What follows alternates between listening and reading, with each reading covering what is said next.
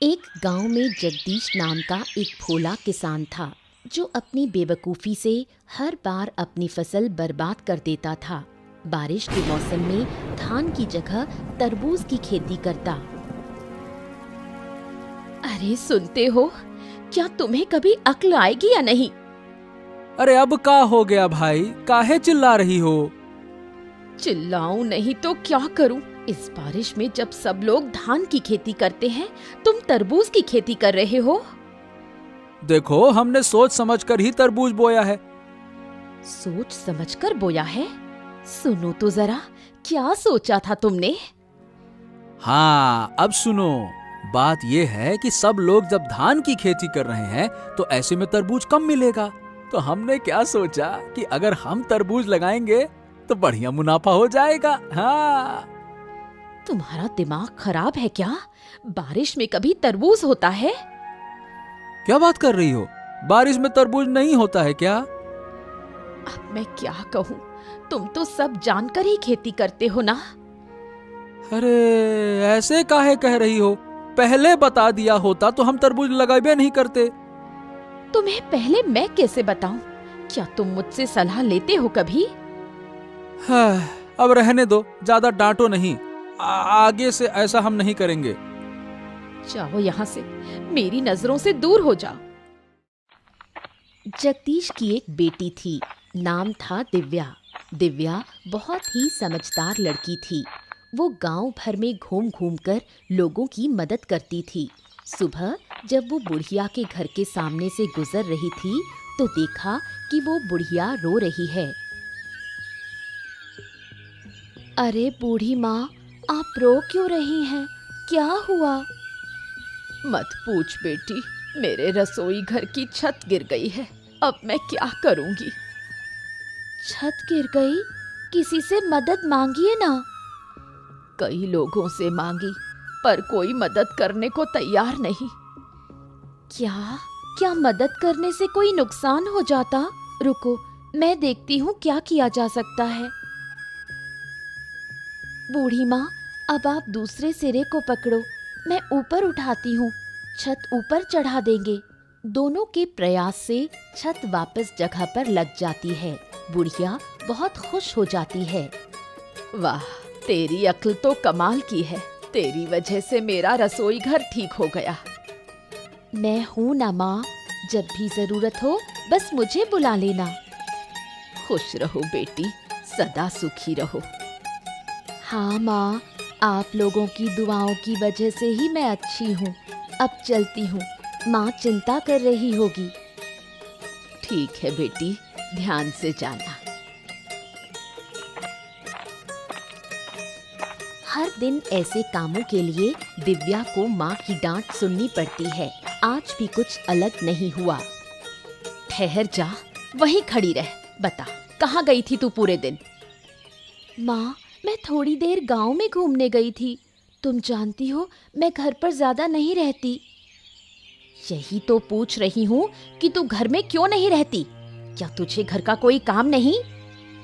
घर का काम करने के लिए तो आप हो ही। मैं तो गांव वालों के काम में मदद करती हूँ। गांव वालों के काम करके तुझे क्या मिलता है?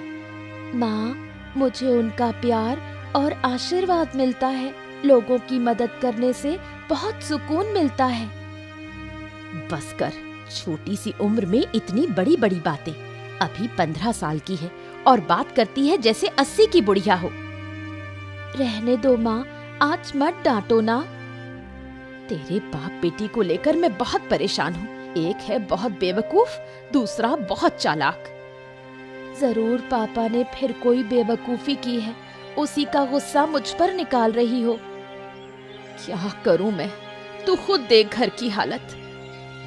गांव के इतने लोगों की समस्या हल कर दी, अब तक पापा को ठीक नहीं कर पाई। क्या कहूं, मेरी तो किस्मत ही फूटी है, तभी तो तेरे बाप के घर आई। अच्छा, अब मुझे खाना दो, बहुत भूख लगी है। दिव्या कभी अपनी माँ की बातों को गंभीरता से नहीं लेती। उसे गांव के अच्छे कामों में ही सुकून मिलता है।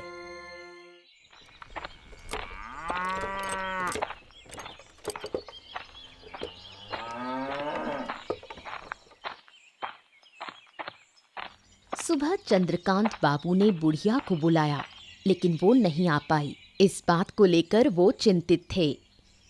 क्या हुआ बुढ़िया? मैंने तो तुझे सुबह बुलाया था ना, तू अब आ रही है? क्या मेरी बात की कोई कदर नहीं है क्या? ऐसी कोई बात नहीं बाबूजी, दरअसल मैं थोड़ी परेशानी में पड़ गई थी। परेशानी में? क्या हुआ था? मेरी रसोई की छत गिर गई थी, उसे ठीक करने में लगी रही। अच्छा, तो अब छत ठीक हो गई?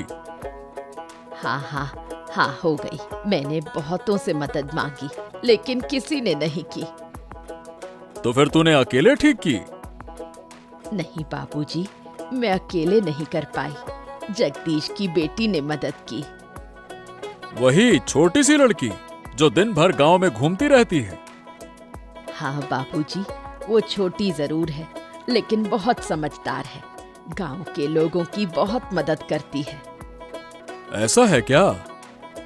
बिल्कुल, उसके जैसा कोई और बच्चा इस गांव में नहीं।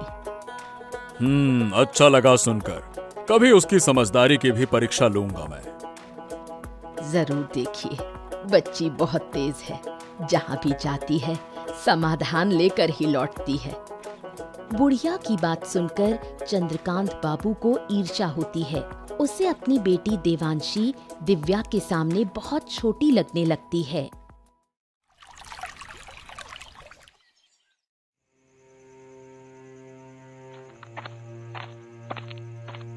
सुनो बेटी, तू जगदीश की उस छोटी लड़की को जानती है? किसकी बात कर रहे हो? उस दिव्या की? हाँ, उसी लड़की की बात कर रहा हूँ। जानती है ना तू? हाँ, नाम और चेहरे से जानती हूँ, लेकिन कभी आमने सामने बात नहीं हुई। अरे बेटा, लोग कह रहे हैं कि वो बहुत ही समझदार है। पूरे गांव की समस्या वही लड़की हल करती फिरती है। क्या कह रहे हो पिताजी? ये कैसे हो सकता है? उसकी उम्र ही कितनी है? ऐसा है क्या? अब मुझे भी तो बड़ा अजीब ही लग रहा है, लेकिन जो कुछ लोगों से सुना है, अब देखो वो झूठ नहीं लगता। लोग उस लड़की की तारीफ कर रहे हैं। तारीफ कर रहे हैं कि क्या बात कर रही हो? ऐसा लग रहा है जैसे उसके गुणों का बखान कर रहे हैं। मैं भी देखना चाहती हूँ कि वो कितनी होशियार है। अब गरीब घर में जन्मी है, उसमें भला इतनी अकल आ कहां से गई? अगर वो मुझसे ज्यादा समझदार निकली तो उसे इस गांव में नहीं रहने दूंगी। इस गांव की सबसे समझदार लड़की सिर्फ मैं ही रहूंगी। ठीक है बेटी, अब देखो तुम गुस्सा मत करो। मैं देखता हूँ क्या किया जा सकता है। चंद्रकांत बाबू सोच में पड़ जाते हैं, कैसे दिव्या को इस गांव से बाहर निकाला जाए। 2 दिन बाद की बात है। देवांशी गांव में घूमते हुए तालाब के किनारे दिव्या को खड़ा देखती है। उसके मन में एक शैतानी योजना आती है। अरे, तुम दिव्या हो ना, जगदीश काका की बेटी? हाँ, मेरे पापा का नाम जगदीश है। तुम कौन हो? ओहो, तुम मुझे पहचानती नहीं? मैं चंद्रकांत बाबू की बेटी हूँ। ओह, तुम चंद्रकांत बाबू की बेटी हो। तुम्हारे बारे में बहुत सुना है, लेकिन कभी देखा नहीं। देखोगी कैसे? मैं तो ज्यादा बाहर निकलती ही नहीं। तुम्हारे बारे में भी बहुत सुना है। तुमसे मिलकर बहुत अच्छा लगा। सुना है तुम बहुत समझदार हो। चलो बैठकर थोड़ी बात करते हैं। देवांशी दिव्या को तालाब के किनारे बैठने के लिए कहती है, फिर उसे धक्का देकर पानी में गिरा देती है और खुद नकली कोशिश करती है उसे बचाने की। उसके चेहरे पर शैतानी मुस्कान होती है। कोई है? मुझे बचाओ, मैं डूब रही हूँ। अरे, तुम गिर गई? कैसे? मुझे तो तैरना नहीं आता। दिव्या हाथ पांव मारती है और एक पेड़ की डाली पकड़कर खुद को बाहर निकालती है। तुम ठीक तो हो ना? हाँ, मैं ठीक हूँ। अब मैं घर जा रही हूँ। इस घटना के कुछ दिन बाद जगदीश और चंद्रकांत बाबू के बीच विवाद हो जाता है।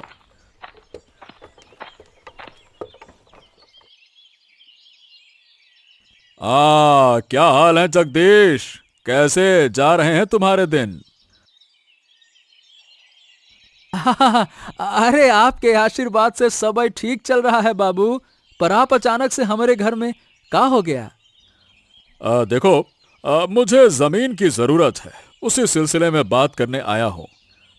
जमीन के मामले में हम आपकी मदद भला कैसे कर सकते हैं?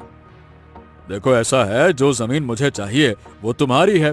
तुम्हारी जमीन के बगल में मेरी जमीन है। लेकिन बाबू, मैं आपको अपनी जमीन क्यों दूं? अरे भाई, उसके बदले में पैसे दूंगा, इसलिए और काहे के लिए। मुझे तुम्हारी जमीन की सख्त जरूरत है। लेकिन मेरे पापा आपको जमीन क्यों देंगे? वो जमीन बेचने वाली नहीं है। अरे तू बीच में काहे बोल रही है? तुझे क्या समझ है इन बातों की? ये बड़े लोगों की बात है, तू चुप रह। जगदीश, तेरी बेटी मेरा अपमान कर रही है। हैं? अपमान? ना ना ना ना बाबू, वो तो बच्ची है, उसकी बातों का बुरा मत मानिए। मैं भले ही छोटी हूँ, लेकिन जो कह रही हूँ वही सही है। मेरे पापा आपको कोई जमीन नहीं देंगे। मैं तेरे घर खुद आया और तेरी बेटी ने मुझे अपमानित किया। इसका अंजाम तुझे भुगतना होगा। अरे बाबू, जगदीश बाबू, आप नाराज मत होइए। देखिए देखिए देखिए, मेरी बात तो सुनिए तो। इतना अपमान सहकर मैं यहाँ खड़ा रहूं? तुम्हारी बात सुनो, मैं तुम लोगों को सबक सिखा कर रहूंगा। हाँ? चंद्रकांत बाबू के मन में दिव्या के खिलाफ बदला लेने की भावना जाग उठती है। तेरी वजह से चंद्रकांत बाबू को अपमान सहना पड़ा। मेरी बेटी ने ऐसा क्या गलत कहा? उसने तो सही बात ही कही। सही बात? अरे अकल के अंधों, अगर मैं जमीन दे देता तो कुछ पैसे मिल जाते, घर अच्छे से चलता। अब क्या, जमीन का क्या करेंगे? चाटेंगे? माँ, पापा को जरा समझाओ ना। तुझे लगता है मैं समझा नहीं रही? उनकी समझ में कुछ आता है? चुप रहो तुम दोनों माँ बेटी मिलकर हमारा घर बर्बाद ही करके रहोगे लगता है। क्या कहा? मैं अपना घर खुद बर्बाद कर रही हूँ? और नहीं तो क्या, ऐसे अपशगुनी लड़की को घर में रखना चाहिए क्या?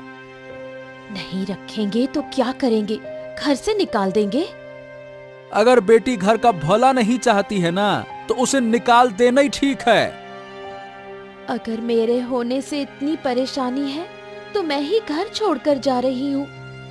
अरे हाँ, जा। वैसे भी तुझसे कोई काम वाम तो होता नहीं है, बस मुंह चलाती है पटर पटर पटर। अरे जा, चली जाएगी तो अच्छा ही रहेगा, जा। जगदीश की बातों से दुखी होकर दिव्या गांव छोड़ने का फैसला करती है। बेटी के जाने का दृश्य आरती सहन नहीं कर पाती। वो चुपचाप आंसू बहाती है। माँ, रो मत, मुझे बिल्कुल अच्छा नहीं लग रहा। तू हमें छोड़कर चली जाएगी और मैं रोऊंगी नहीं। क्या मुझे दर्द नहीं होता? अगर आपको सच में दर्द होता तो आप पापा को पहले ही सुधारती। तू जानती है, तेरे पापा समझदार नहीं है, वो थोड़े भोले हैं। पापा भी जानते हैं कि वो भोले हैं, फिर भी मुझे क्यों डांटा? वो समझ नहीं पाए, तू बुरा मत मान। माँ, मैंने फैसला कर लिया है, मैं इस गांव में अब नहीं रहूंगी। हमें छोड़कर तू कहाँ जाएगी? कैसे रहेगी? क्या हमें तेरी चिंता नहीं होगी? चिंता का कोई फायदा नहीं माँ, मैं अपना रास्ता खुद बना लूंगी, मैं ठीक रहूंगी। मत जा बेटी, मत जा, मुझे छोड़कर मत जा, मैं तेरी माँ हूँ। एक दिन लौट कर आऊंगी माँ, और तेरे सारे दुख दूर कर दूंगी। तू आएगी तो मेरा दुख और बढ़ेगा, ये तू समझ नहीं पा रही। माँ, मैं जानती हूँ संतान को खोने का दर्द क्या होता है, लेकिन मुझे जाना ही होगा, मुझे मत रोको। सुन बेटी, मत जा, लौटा। कई साल बीत जाते हैं। चंद्रकांत बाबू जगदीश को बेवकूफ बनाकर उसकी सारी जमीन धीरे धीरे हड़प लेते हैं।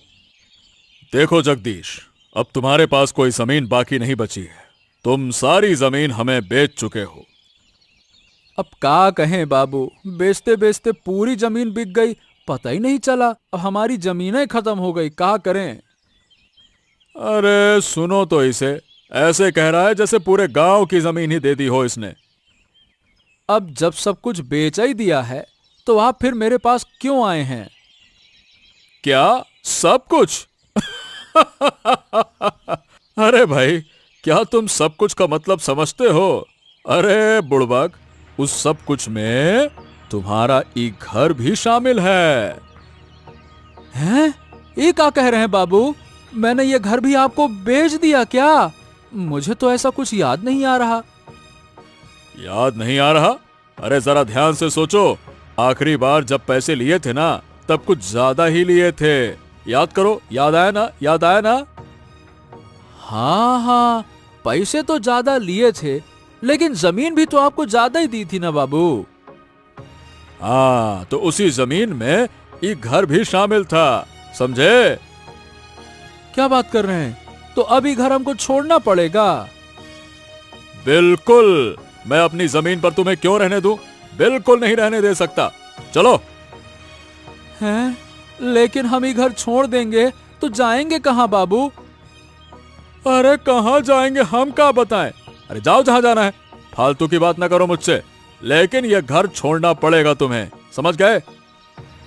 ठीक है बाबू, हमको कुछ दिन का समय दे दीजिए, फिर हम घर खाली कर देंगे। हाँ ठीक है, जल्दी खाली कर देना। जगदीश अब भी कुछ नहीं समझ पाया। चंद्रकांत बाबू उसे देखकर मन ही मन बहुत खुश होता है और उसे कुछ दिन का समय देता है।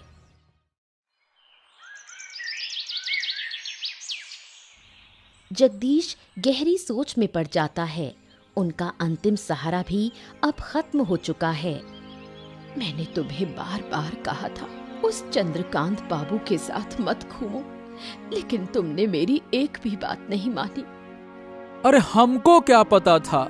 अरे गिन्नी, अगर पता होता तो मैं उसके साथ उठता बैठता क्या? तुमने नहीं समझा, ये ठीक है, लेकिन जब जब मैंने समझाने की कोशिश की, तुमने मुझे ही चुप करा दिया। अरे हमको कभी अंदाजा ही नहीं था कि हमारे साथ ऐसा हो जाएगा। तुम्हारी वजह से मैंने अपनी बेटी को खो दिया। वो तो शुरू से ही विरोध कर रही थी। हाँ, अब जाकर समझ में आ रहा है कि मेरी बिटिया सही कहती थी। मैंने नाहक उसे गलत समझा इतने साल। क्या करूं, मेरी अकल ही मारी गई थी। तुमने उसे घर से निकाल दिया, अब उसका पाप तुम्हें भुगतना पड़ रहा है। मैं और सजा भुगतने को तैयार हूँ। मेरी बेटी न जाने कहाँ होगी, किस हालत में होगी। मुझे माफ कर दो मेरी बेटी। अब रोकर क्या फायदा? सोचो, अब आगे कहाँ जाएंगे? अरे अब तो कुछ सोचने की शक्ति ही नहीं रही। कहाँ जाएंगे, क्या करेंगे? तुम्हारे दिमाग में कभी कुछ चलता ही कब था? सारा झंझट मुझे ही सहना पड़ा है। अब मैं क्या करूं? चिंता मत करो गिन्नी, हम कुछ उपाय सोचते हैं। जगदीश और आरती का जीवन अब अनिश्चितता के अंधकार में डूब गया। दिव्या गांव लौटकर गांव के विकास के लिए प्रयास शुरू करती है। उसकी मुलाकात आनंद नाम के एक शिक्षित युवक से होती है। सुना है आप 2 दिन पहले गांव लौटी हैं और गांव के भले के लिए काम करना चाहती हैं। हाँ, आपने ठीक सुना। क्या आपको कोई आपत्ति है? अरे नहीं, कैसी बातें कर रही हैं। मैं तो खुद किसी ऐसे व्यक्ति की तलाश में था। फिर तो और भी अच्छा। दरअसल मैं भी काफी समय से गांव के विकास के लिए कुछ करना चाहता था। अब आपको पाकर अच्छा लग रहा है। अब मेरे पास एक साथी है। आपके साथ मिलकर मैं और भी अच्छा काम कर पाऊंगी। हाँ, जी हाँ, मैं भी तो यही कहना चाहता था। आप तो काफी समझदार हैं। तो आपने गांव के लिए क्या योजना बनाई है? वैसे मैंने अभी तक कुछ तय नहीं किया है, पर सोच रहा था कि अनपढ़ किसानों को कृषि के बारे में जागरूक किया जाए। हाँ, ये तो बहुत अच्छा विचार है। मैं भी कुछ ऐसा ही सोच रही थी।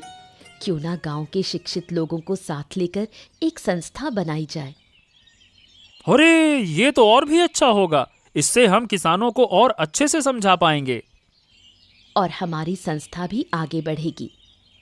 तो फिर मैं गांव के शिक्षित लोगों को इकट्ठा करता हूं फिर। हाँ हाँ, जरूर कीजिए। उसके बाद मुझसे संपर्क कीजिए। मैं संस्था की शुरुआत करती हूँ। कई साल बाद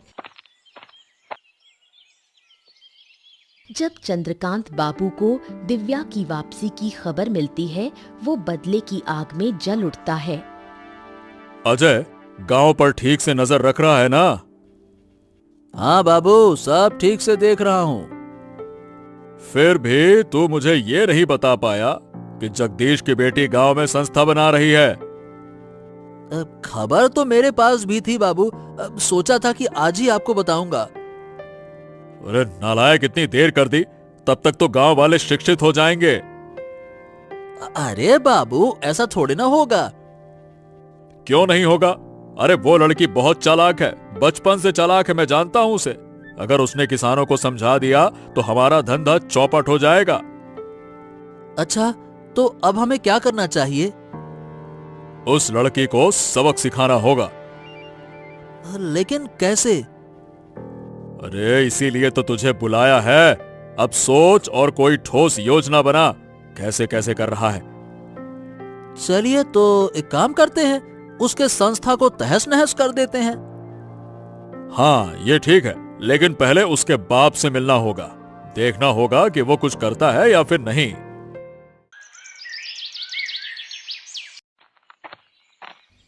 जब चंद्रकांत बाबू जगदीश के घर पहुंचे तो जगदीश थोड़ा डर गया। उसने सोचा चंद्रकांत बाबू शायद उसे घर से निकालने आए हैं। प्रणाम प्रणाम बाबू। आइए आइए आइए, अंदर आइए, बैठिए बैठिए बैठिए।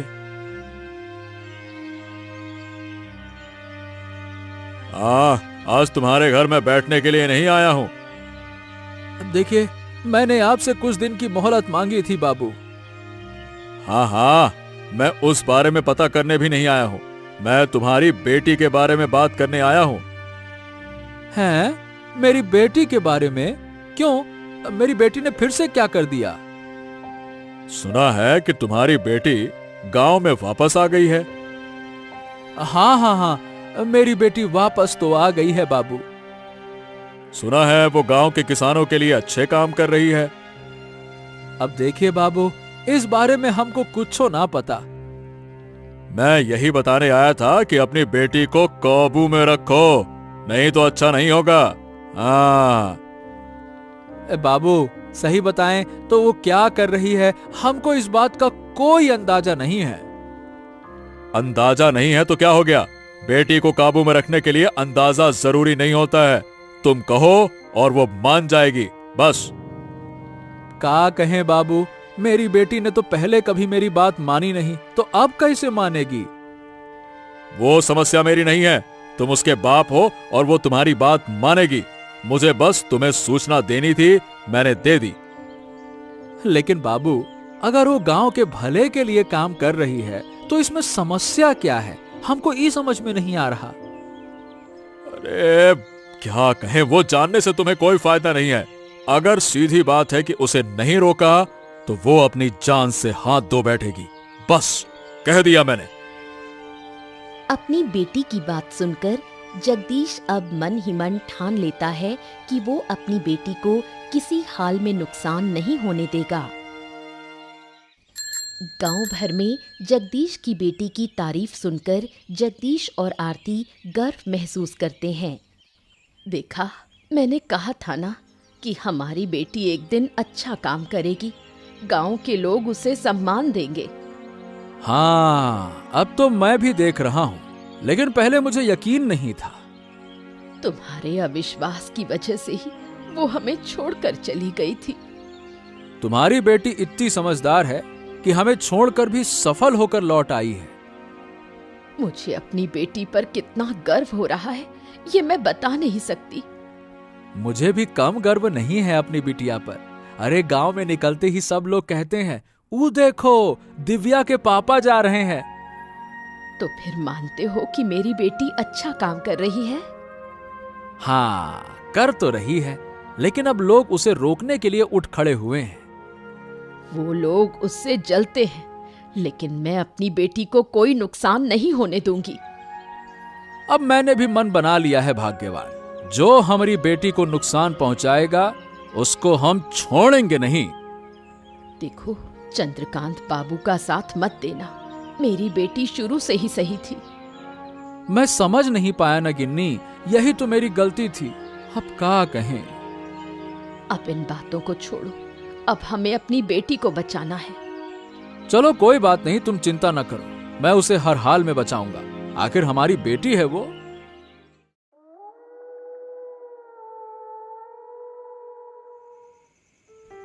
दूसरी ओर चंद्रकांत बाबू और अजय ने चालें चलनी शुरू की। सुन अजय, इस बार योजना मजबूत होनी चाहिए। वो लड़की बहुत चालाक है। सिर्फ चालाक नहीं, वो बहुत होशियार भी है। हम कुछ भी करें वो अपनी समझ से बच निकलती है। इसलिए तो कह रहा हूं, इस बार सख्त तैयारी होगी। तो फिर बताइए बाबू, क्या किया जाए अब? पहले कुछ लोगों को इकट्ठा करो, फिर उसके संस्था को तोड़ डालो।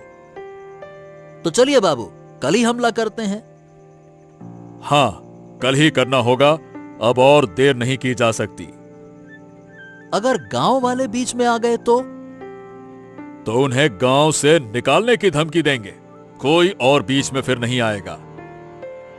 लेकिन उस लड़की के साथ हमारे गांव का आनंद भी है, उससे थोड़ा डर लगता है। लोग उसे बहुत मानते हैं। अगर आनंद बीच में आया ना, तो उसे भी खत्म कर देंगे।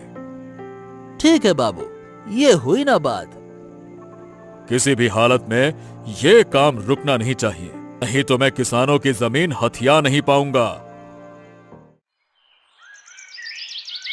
सुबह होते ही चंद्रकांत बाबू, अजय और उनके लोग सभा घर पहुंचते हैं, हाथों में डंडे और हथियार।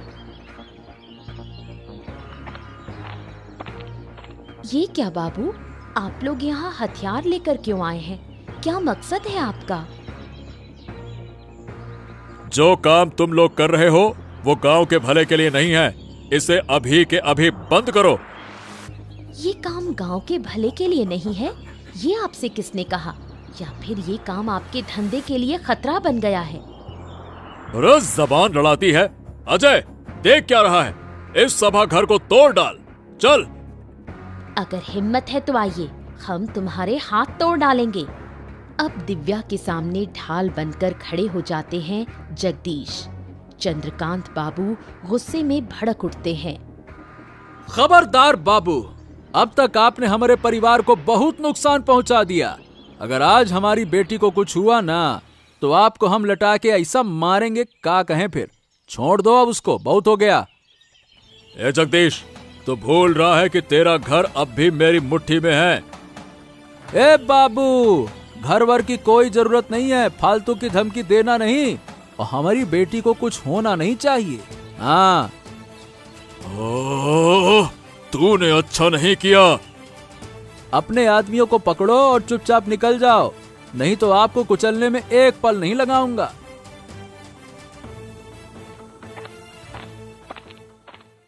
ए बेटा, हमका माफ कर दे, हमने तुम्हें अपनी बेटी नहीं समझा। अरे बाबा, आप ऐसा क्यों कह रहे हो? आप तो मेरे पिता हो। लेकिन फिर भी। आप कोई लेकिन नहीं, अब हम सब मिलकर गांव की भलाई के लिए काम करेंगे।